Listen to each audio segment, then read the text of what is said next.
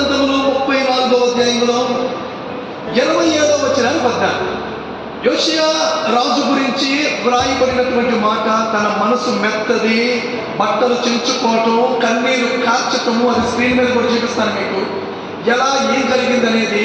కొద్దిసేపు ఇది మనం ధ్యానించి ముందుకెళ్దాం రండి. ఆ మాట చదువుదాం. 34వ అధ్యాయము 27వ వచనాన్ని పద్దాం. చదవాలి బిగ్గరగా అందరం కలిసి. నీ మనస్సు దాని కాపులస్తుల మీదను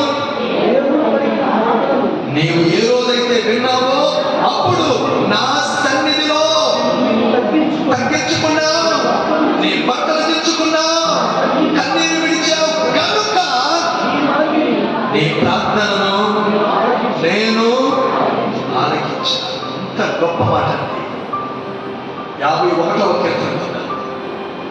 దేవుడికి కావలసిన మనసు ఏందో, దేవుడికి కావలసిన ప్రార్థన ఏందో అనేది మనం చూద్దాం. 51వ కీర్తనలో ఉంటుంది. ఎవరు తెస్తారు? విరిగిన మనసే. ఎక్కడుంది మాట? ఎక్కడుంది? 17వ వచనం. రైట్. 51వ కీర్తన 17వ వచనం మరొక భాగం. విరిగిపోయిన మనస్సు దేవునికి ఇష్టమైన బలులు. దేవా, విరిగిపోయి నలిగిపోయిన ఆ హృదయాలు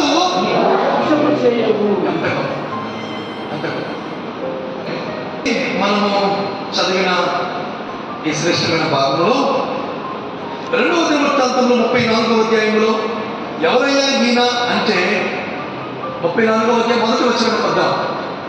బట్టలు ఎందుకు తెచ్చుకున్నాడు, మనసు ఎందుకు మెత్తమైపోయిందో, కన్నీళ్ళ కార్చాడో, ఎట్ట మనం చేశాడో, దావీదుకి ఇతనికి ఏమైనా కొద్దిగా పోలికలు ఉన్నాయా అంటే 34వ వచనం. యెషయా ఏలనారంభించినప్పుడు 8 వాడై ఎన్ని సంవత్సరాలు లేనాడు? 31 సంవత్సరములు అతడు యెహోవా దృష్టికి నీతిని అనుసరించుచు కుడికైనా ఎడమకైనా తొలగకుండా దావీదు చూపిన ప్రవర్తనకు సరిగా ప్రవర్తిస్తూ వచ్చారు. చెప్పండి, ఇలా తాత పేరేంది? ఎవరు? మనష్య. వీళ్ళ తాత పేరు మనష్య. కాబట్టి బైబిల్ చరిత్రలో యెరోబాము గురించి, మనష్య గురించి మనం ధ్యానిస్తే చాలా పరిగి నేర్చుకోవచ్చు. ఏది ఏమైనా ఈయన ఏలనారంభించాడు. ఏలుతున్న సమయాల్లో చదవండి 2వ దినవృత్తాంతాలు 34వ అధ్యాయం రండి. 15వ వచనం ఏం దొరికిందో చూద్దాం ఇప్పుడు. 15వ వచనం. అప్పుడు హిల్కీయా, యెహోవా మందిరమందు ధర్మశాస్త్రము గల గ్రంథము నాకు దొరికెనని. కాబట్టి వాళ్ళకి ఏం దొరికిందయ్యా అంటే ధర్మశాస్త్రం దొరికింది. అప్పుడు దాకా ధర్మశాస్త్రం లేదు అక్కడ. వీళ్ళ హైములో దొరికింది. అది ఒక్కొక్కటి చదువుతుంటే గుండెలు పగిలిపోయినాయి. కాబట్టి ఎప్పుడు యెహోవా యొద్ద విచారించుడని మిమ్మల్ని పంపిన యోధా రాజులకు నీవు ఎవరి మాటలు విని అన్నావో ఆ యెహోవా చెబుతున్నాడు. ఇప్పుడు వాళ్ళు అంటున్నారు, ఇప్పుడు అయ్యా దేవుడు చెప్పమన్నాడు నీకు ఏమని? నీ మనస్సు మెత్తగా చేసుకొని ఈ స్థలాల మీదను వినినప్పుడు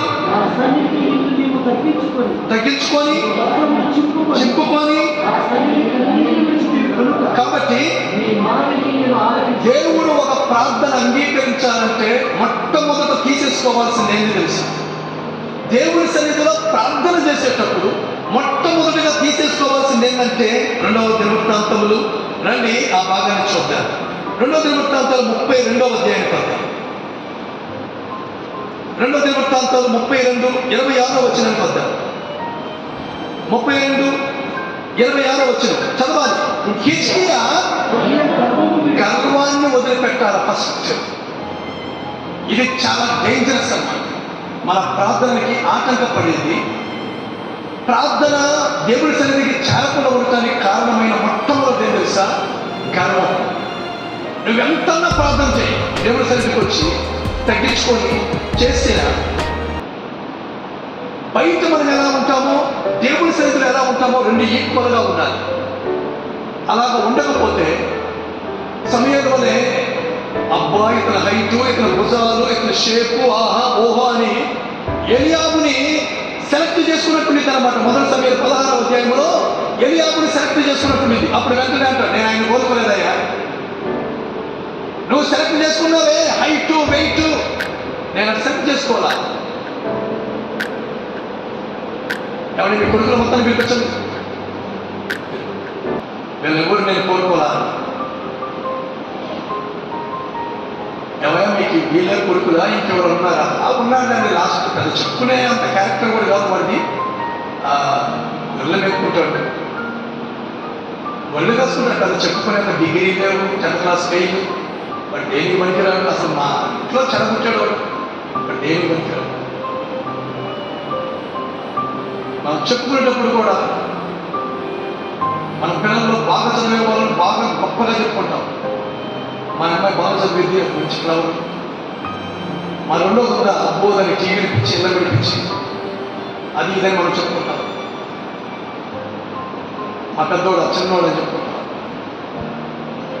అన్నాడంటే ఒక చిన్నోడు అతను అతన్ని పిలిపించింది. అతన్నా మరి మీరు అతను వచ్చిందా కూర్చుంది.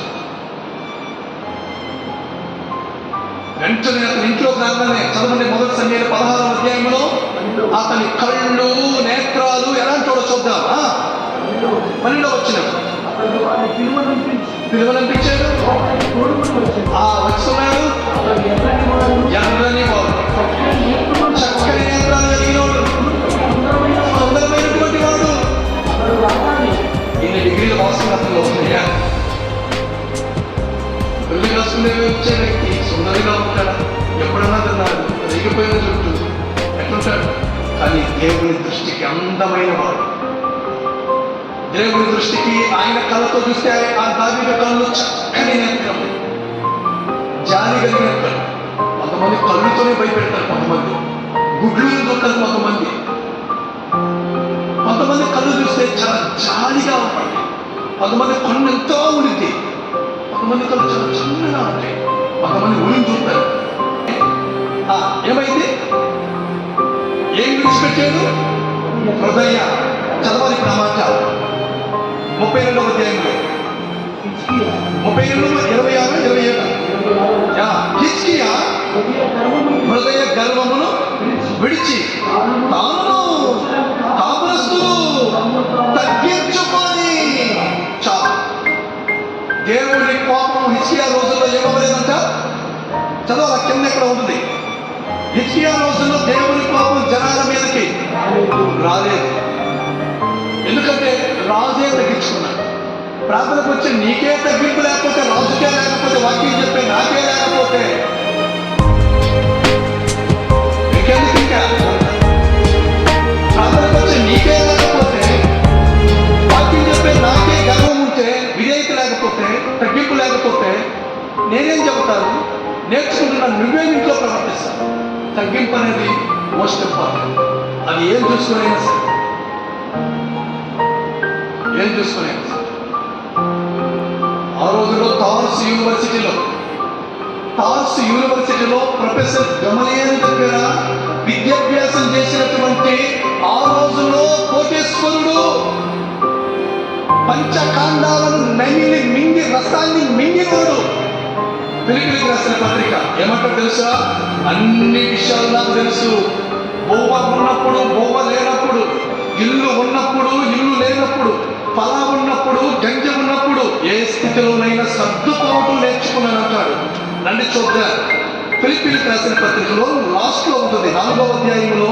రండి, చక్కని మాట 11వ వచనంలో ఉంటుంది. చదవాలి. ఫిలిప్పీ 4:11 చదువుదామా? నాకు కొదువలో కలిగినందున నేను ఇలా చెప్పడం లేదు. నేను ఏ స్థితిలో ఉన్నాను అదే స్థితిలో సంతృప్తి కలిగి ఉండటం, దేని స్థితిలో ఉండటం తెలుసు. ప్రతి విషయంలోనూ కడుపు నిండినప్పుడు సమృద్ధి కలిగి ఉండటం దీన స్థితి. 100 136, 23 చదవాలి. మనము దీన దశలో ఉన్నప్పుడు, కాలిపోయే ఇంట్లో ఉన్నప్పుడు, రెంటెలలో ఉన్నప్పుడు, మేకపోతే రెంటలు ఎక్కువ నీళ్ళు ఉంటాయి, చుట్టాలు వస్తే అట్లా నీ ట్యాంకులో నీళ్ళు అయిపోతాయి. జీవితంలో నేర్చుకోవాల్సింది ఇప్పుడు ఏదో 3 పూట్ల బొమ్మ దొరుకుతుంది కదా, నాకేమి, నేను ఇప్పుడు డాబాలో ఉన్నా, వర్షం వచ్చినా మాకేమి హ్యాపీ, మాకేమి లేదు. కానీ ఇంటి పక్కన గుడిసెలో ఉన్నారే, వాళ్ళు గుర్తు చేస్తారు. నువ్వు డాబాలో ఉండొచ్చు, ఇప్పుడు నువ్వు డాబాలో ఉన్నంత మాత్రమే తప్పించుకుంటావు అనుకోవాక. ఎవరంతా నువ్వు డాబాలో ఉన్నావు ఇప్పుడు మర్చిపోలేక, మాకేదో ఒకటి వచ్చిందని వేరే విషయం. నువ్వు కూడా కాబట్టి మనం డాబాలో మనకేం సులువు సెగదగదు, కానీ నీ ఇంటి పక్కన గుడిసెలో ఉన్నారే, వాళ్ళని గుర్తు చేసుకో. అరే వాళ్ళ ఇల్లు కాలిపోతా ఉన్నా, వీళ్ళు కాలిపోతా ఉంటారు. మా ఇంట్లో ఉన్నది దయచేసి ఏమరిగిపోయింది మా ఇల్లు, రండి దయచేసి మా ఇంటికి రండి.